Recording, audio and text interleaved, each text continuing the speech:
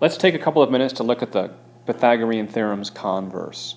As you know, the Pythagorean theorem says that if a triangle is a right triangle, then a squared plus b squared must equal c squared. If we reverse the order of that statement, we get the converse of the statement. If a squared plus b squared equals c squared, then the triangle is right. And this, too, is a true statement. And let's take a look at an example. Suppose, for example, that a is 8, b is 15, and c is 17. We can check whether the triangle that they form is a right triangle or not. We'll run it through the Pythagorean theorem. 8 squared plus 15 squared, does that sum equal 17 squared? Well, 8 squared is 64, 15 squared is 225, and together they make 289.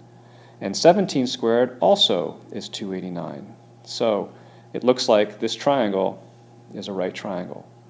And what that means visually is that if we were to draw the legs 8 and 15, they would form a right angle in order to fit the third side, 17, right between them. What happens, though, if a squared plus b squared is not equal to c squared? Well, if it's not, we actually learn some interesting information. In the situation where a squared plus b squared is less than c squared, then the triangle is obtuse. In other words, the angle that was right is now greater than 90 degrees. Let's look at an example. Suppose that a is 4, and b is 5, and c is 7.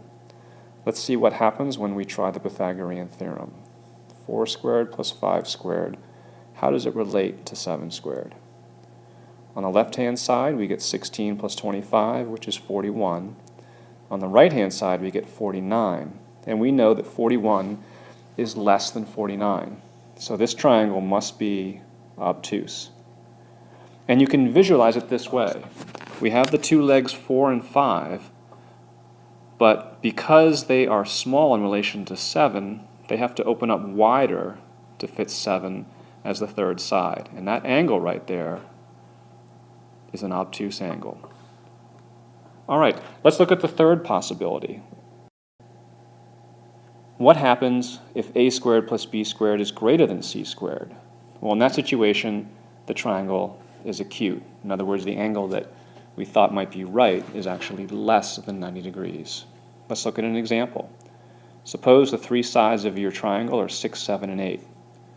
If we run those numbers through the Pythagorean theorem and check whether the Pythagorean theorem holds true, we get 36 plus 49 on the left-hand side, which is 85.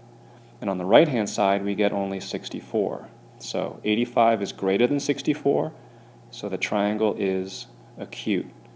And visually what that means is that if we had side lengths 6 and 7, they would actually have to form an acute angle to fit the length 8 in between them.